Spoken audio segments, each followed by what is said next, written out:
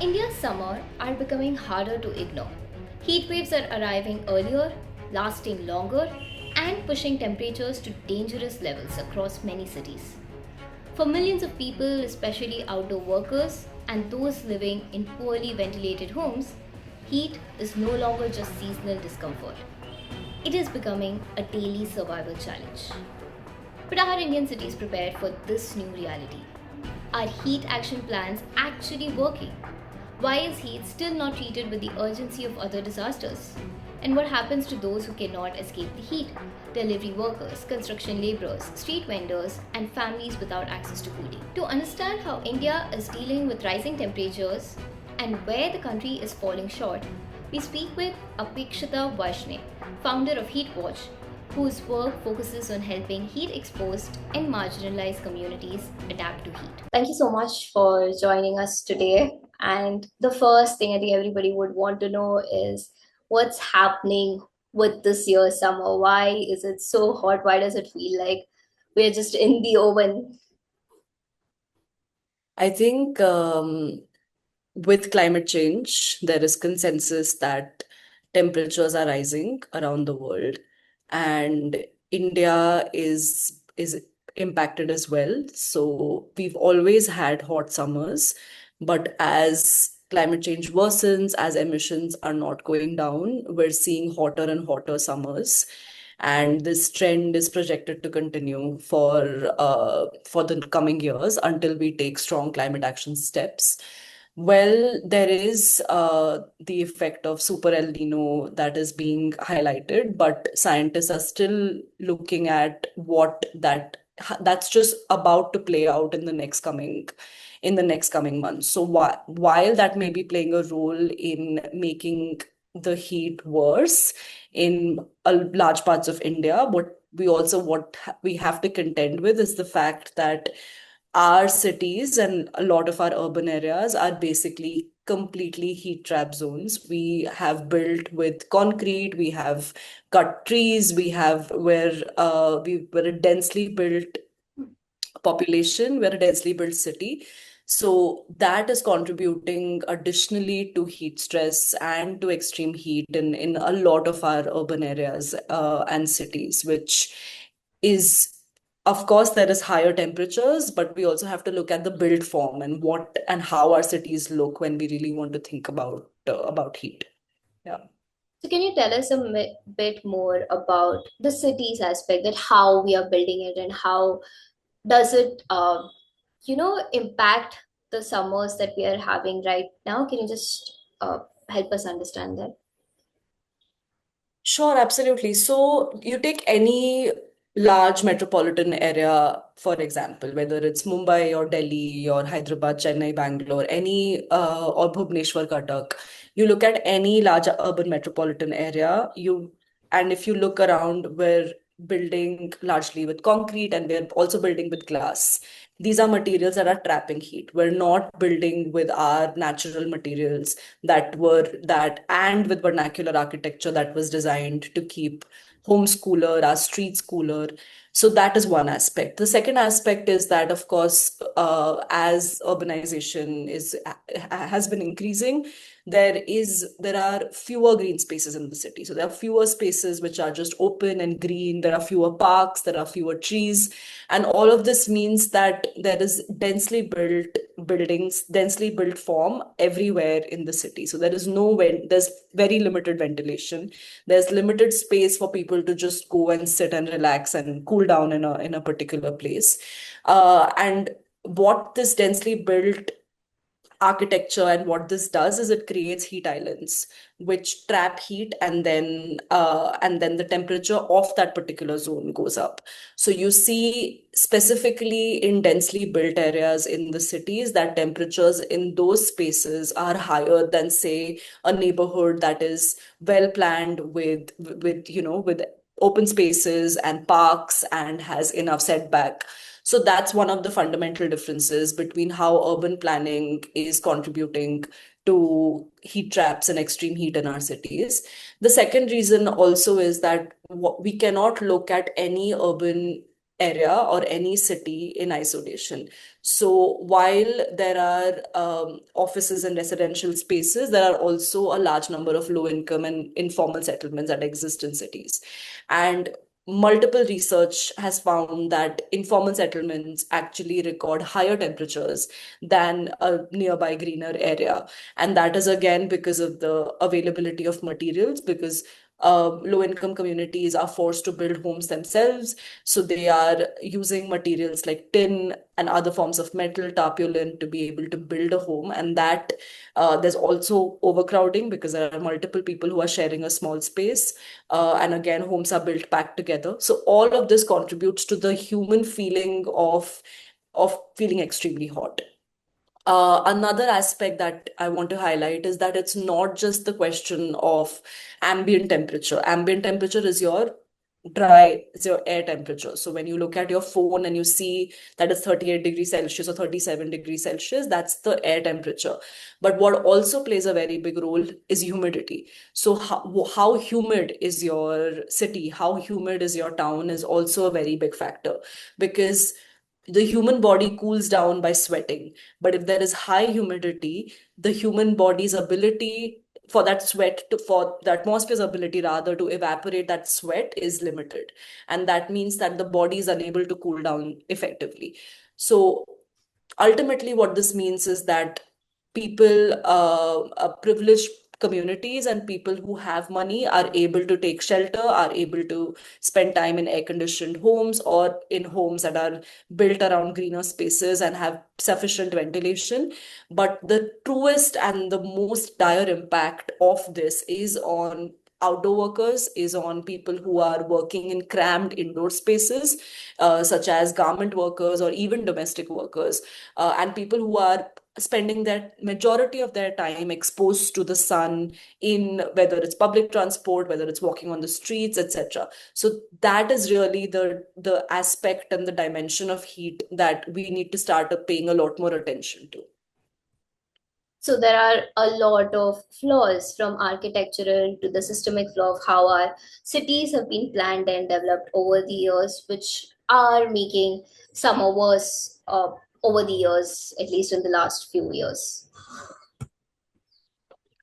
Yeah, I think all of this is contributing. So there's the impact of climate change. There is the impact of carbon emissions. We also need to think about how quickly we can move towards renewable energy, and how quickly can we eliminate our dependence on fossil fuels, because until we remain dependent on fossil fuels, we will continue to contribute to global warming. So that's one aspect of it. On the adaptation part, um, on the other hand, extreme heat is a very, very intersectional issue. So you're not just looking at how our cities and towns are built, you're also looking at who has access to cooling, right? So you're looking at who can take time off work, who has access to air conditioning or coolers or even fans, where do power cuts not happen, or where are the parks open where people can go and rest for a bit. So there are all of these questions that are important. So yes, to summarize, it is a question of planning. It's a question of how we're planning our towns and cities. It's a question also of our working conditions and the access to amenities and access to basic facilities, and how good are those facilities. Is our bus network air conditioned?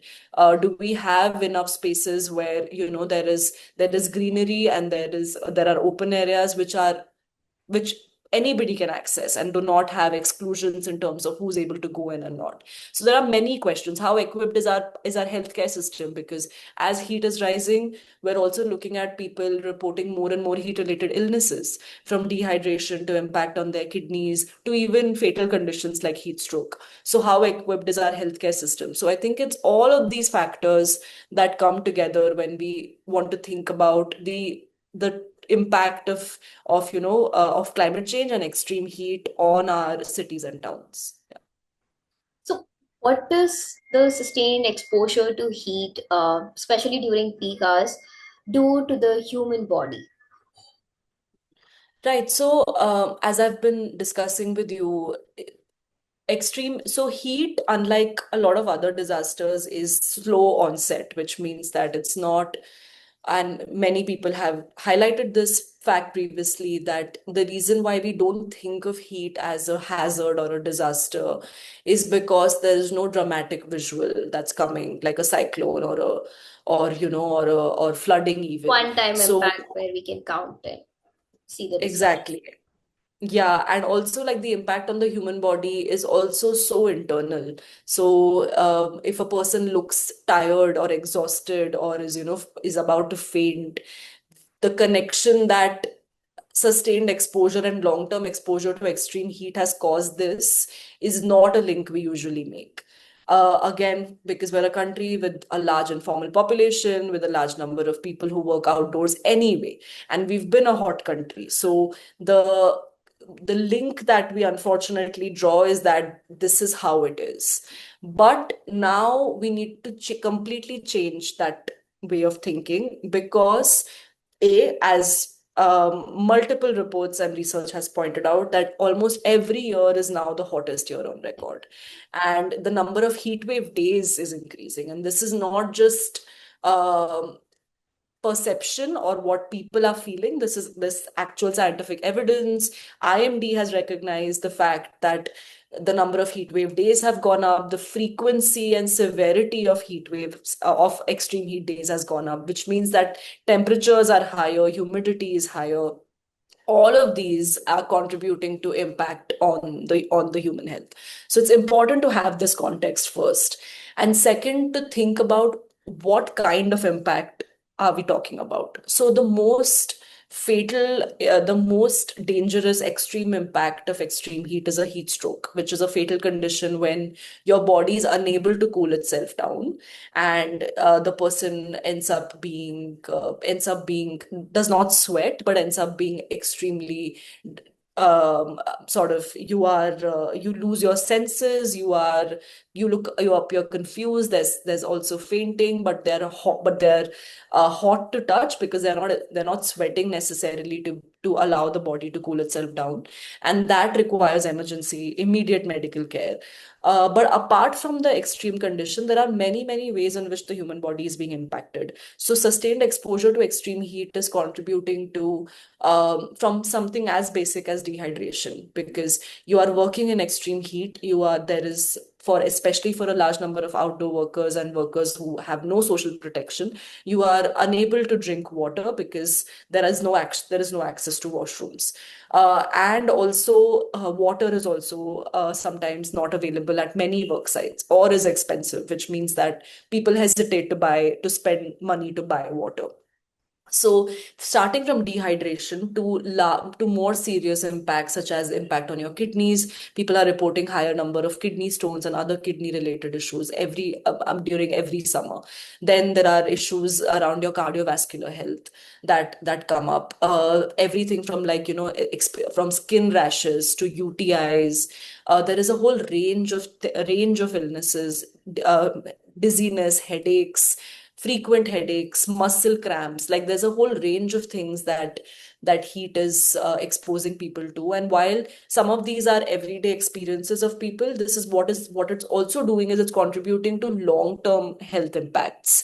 And that is the link that we need to investigate further. So how is heat contributing to chronic kidney disease, or what is the connection between how extreme heat is contributing to mental health issues. So I think all of that really is something where we already have some evidence, and more research is needed to establish these connections. Because another thing we have to recognize is that heat and extreme heat does not impact everybody equally. So pregnant women are extremely highly at risk.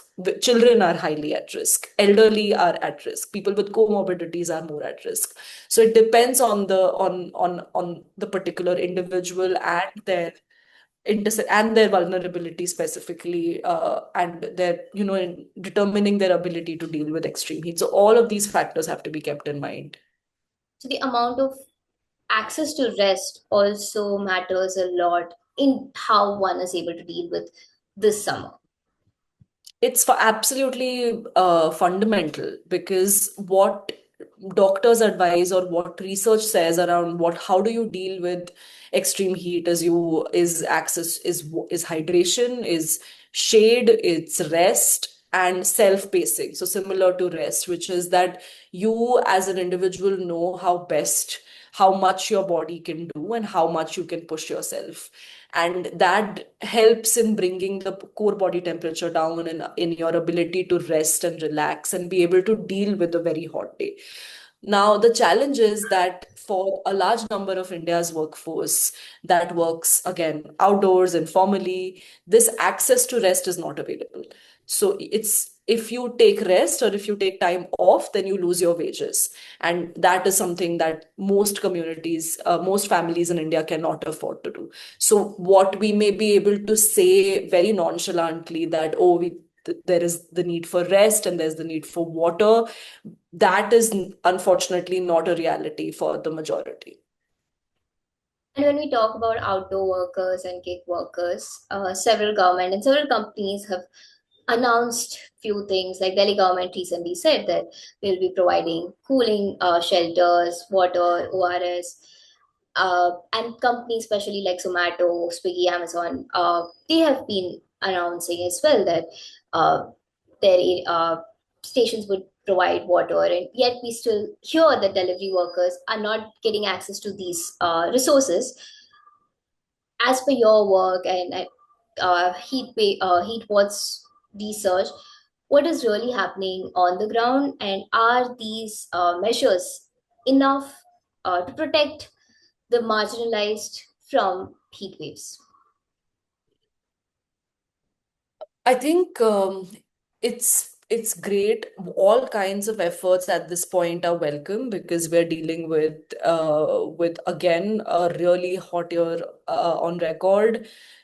We're looking at um, I'll start again. So I think one of the most important things to think about here is the fact that while some of these solutions are being made available, who is really getting access to these solutions? So Delhi government and many other governments often put forth guidelines that work should stop between certain hours of the day, but we often see that that cannot be enforced on the ground for multiple reasons. One of which is that stopping work between certain hours means people will lose wages for those hours. So people cannot afford to stop work. Or often rescheduling hours also do not work for many communities and many workers, such as women who may have caregiving and other responsibilities to sort of work on.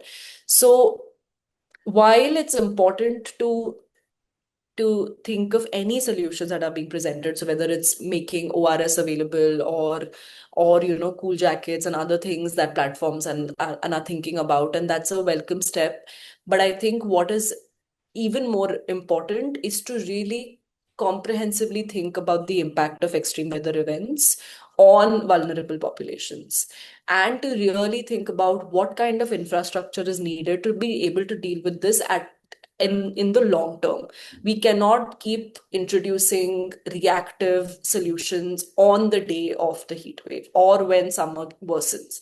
We have to think of more comprehensive solutions that start way before, in terms of how can we change our infrastructure to make sure that people actually are able to find spaces to rest, are able to cool down, are able to take care of themselves as outdoor workers.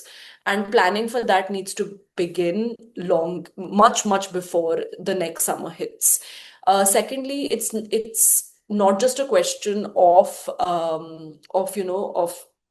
infrastructure and amenities being made available. It's also a question of wages because people are reporting higher expenses every summer, whether it is to buy a fan or an air conditioner or a cooler for their home, or on water or on toilets or on making cool drinks available for their children. So people are reporting higher expenses as well. And the argument for living wages and better wages gets emboldened and bolstered during periods of extreme heat because the impact is so here and now. You're facing the impact not just on your own body and or on your own health, but also on your families. So ultimately, what's very important is that people have access to basic amenities, people have access to infrastructure, and people also have access to good healthcare and wages. These are arguments that are not separate from climate justice and climate adaptation arguments, because ultimately this is what will help build resilience and will be able to build that ability for us to be able to withstand hotter and hotter summers. Also, is the Indian healthcare equipped to deal with heat-related illness? Are we seeing accurate reports? Because, as you mentioned, that due to comorbidity, we don't really get the exact data on heat wave-related deaths, that whether heat was the cause for the death due to the long-term exposure or not. So, are our healthcare systems prepared to deal with this? We are we're getting more and more prepared, but there are gaps. So across the country, there have been awareness campaigns and trainings that the government of India and several nonprofits have also been leading to create awareness about heat-related illnesses, heat stroke prevention, etc. And all of that is very important. But what many doctors on ground and hospitals on ground also talk about is lack of financing and capacity to be able to meet those guidelines that have been put forth. So we have a few heat stroke units in the country with specialized equipment to be able to deal with heat stroke cases, such as a pool that you immediately immerse a person in when they are reporting heat stroke symptoms. But such kind of infrastructure and facilities are not available in every healthcare setup. And maybe the argument is not to have this in every hospital, but it should be present enough that people are able to easily access these amenities. There's also the question of our medical fraternity effectively trained and aware of what are heat related illnesses and what is the challenge as summers become hotter. And I think that awareness is also rising, but we're at a nascent and an early stage in terms of that work, and a lot more needs to be done to reach that level. So yeah, I think that's how it's been with the healthcare system. Also, how do you think that community health workshops, like one that was conducted in Bangalore recently and that Heat Watch regularly conducts, do they really translate into measurable behavior change or actions? In terms of behavior change, it contributes only to the extent that people are able to access those amenities. So again, who So gets to access makes a huge exactly. difference. It makes a huge difference. So, in many of these workshops, we bring in medical professionals to talk to at-risk communities about what is it that they can do to protect themselves during extreme heat. And again, like a lot of the advice that's given, and we speak about quite a few things, but like the cardinal advice around being hydrated, taking breaks, taking shelter, etc., which is true for all of us, is also an advice that's provided. Now, the question is whether the work and working conditions and living conditions allow for that kind of Right. changes.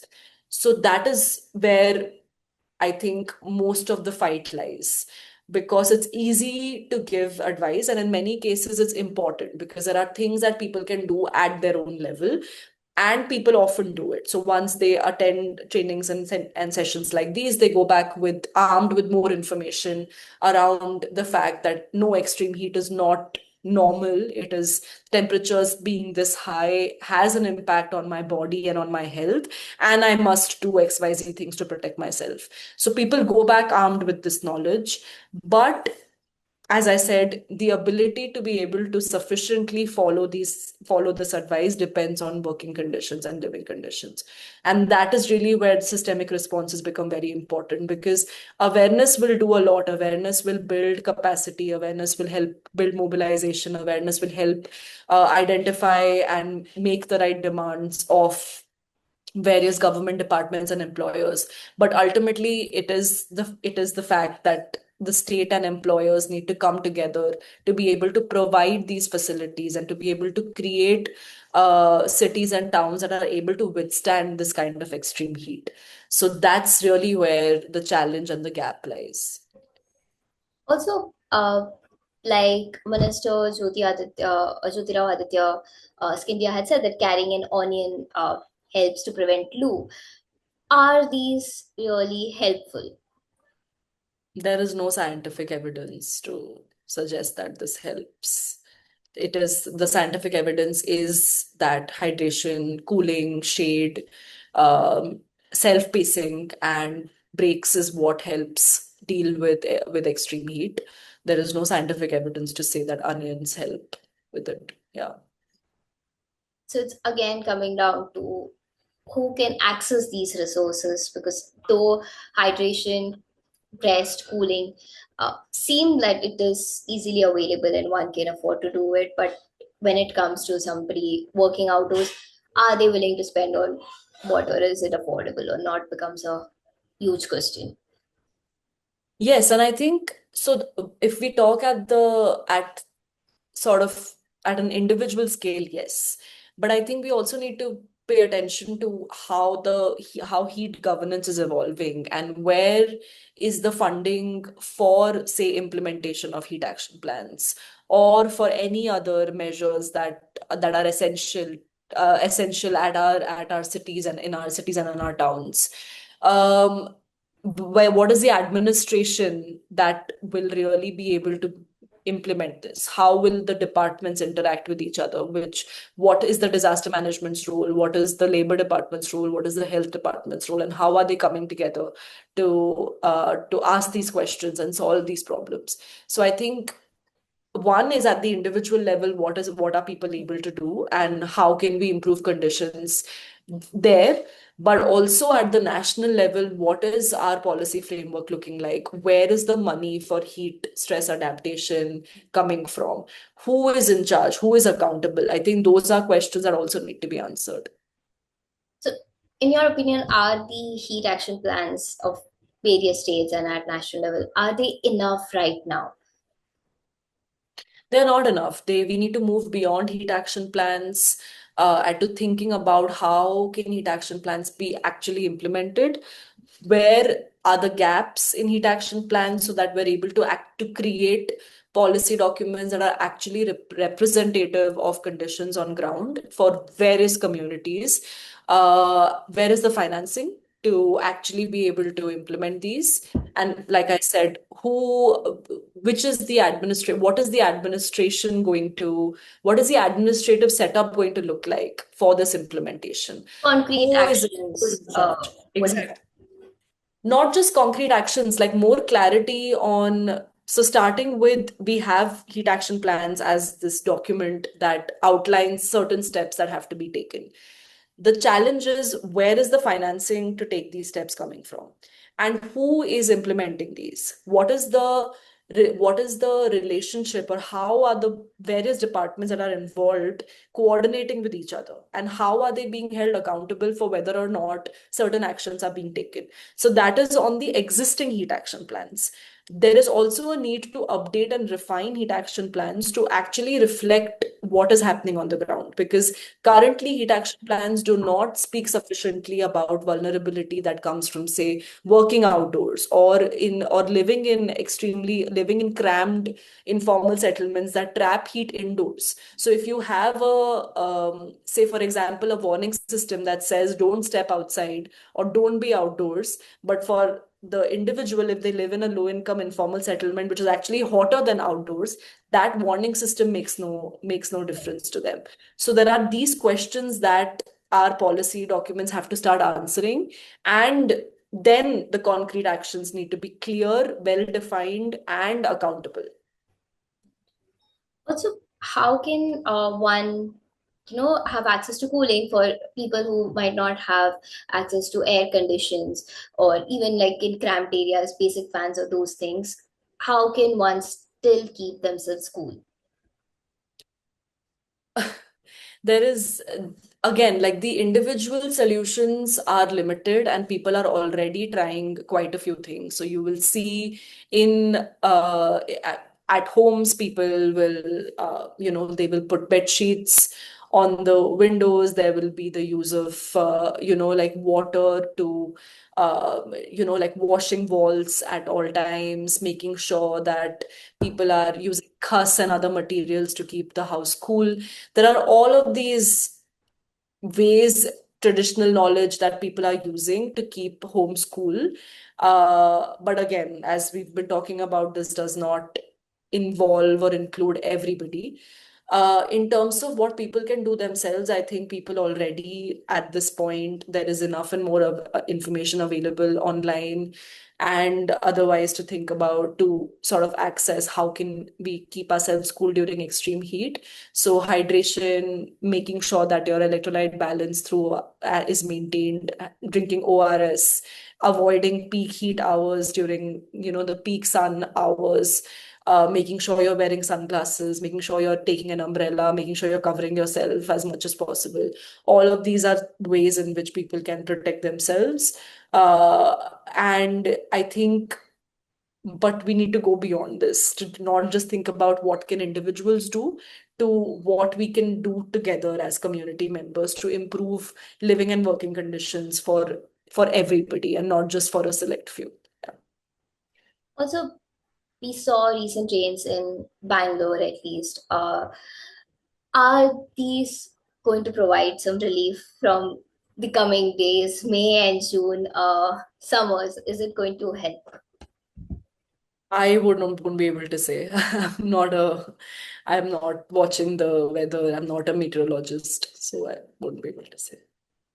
Yeah. Also, before we end, what can one do when they see somebody, having a heat-related illness? Like if it's dehydration, it's easy to understand that they give access to water or drinking materials. But let's say heat cramps, heat exhaustion, or heat stroke. What does one do if somebody around them is going through that? Yeah, I think it's very important to be able to identify, say, heat stroke. For example, if you see somebody has fainted on somewhere close to you, you have to immediately take them to the hospital. That's the call the ambulance, take them to the hospital. But there are other emergency ways in which people can be helped, which is you have to immediately cool their body down. So try to try to remove anything that's around their neck, use ice packs if available to cool down their body temperature. Also throw water on them to bring down core body temperature, and immediately take them to the hospital. I think that's what is needed. There's also recommendation to lift legs so that there is more blood flow towards the brain. Um, so people can do some of these emergency things while they wait for the ambulance, or they are able to arrange for transportation to the hospital. There is in fact a case that Monga Bay reported in I think 2024, where a security guard in Noida fainted outside his security cabin, and good Samaritans and people on the street actually rushed him to the hospital. They found that it was a heat stroke, and this person survived. So it was because of the actions of people, of aware and alert and helpful citizens, that this person survived. So I think being aware of what's happening around us, being able to help out those who are in these conditions is very, very important. And while this is about heat stroke, I think smaller measures also play a big role, like making sure that people in your societies, staff in your building, etc., is able to access water, toilets, rest, shade is very, very crucial. We see enough and more from domestic workers working in buildings where they don't have any space to rest between one home to another, so they will be sitting on a staircase, or they will be standing and waiting before they have time, before it's time to go to another house. So I think being more mindful of who works around you, who works in your societies, and making sure that actual amenities are made available to them is very, very important. And this should not really be thought of in a charitable way. These are actually rights that people should have. All of us should have these rights. And this is important as employers, even if we're employing informally, we have obligations to people who work with us and in our communities. So making sure that these amenities are available to them is absolutely essential. And all of this contributes to helping deal with heat stress and helping and making sure that working conditions are for vulnerable community members are better. So even holding ourselves accountable and seeing the usually the invisibles of our everyday life and giving them the resources that we have access to. Absolutely. And doing that, again, I want to reiterate, not in a charitable sense, Yes, but as a duty accountable, that employees responsible way of. absolutely. Yeah. Yeah, like for example, in societies, you will see, say, many workers in a gated complex cannot access the shared spaces which residents can, such as parks or like a Seating seating area. area or lifts. Like there are separate lifts, and these are direct violations of their rights. Right, as people who are working in these spaces, they are employees, they are employees of these spaces, even if we may want to use all other terms like contractors or like these are part-time workers or partners or whatever. They're ultimately providing a service which is helping make lives of others easier.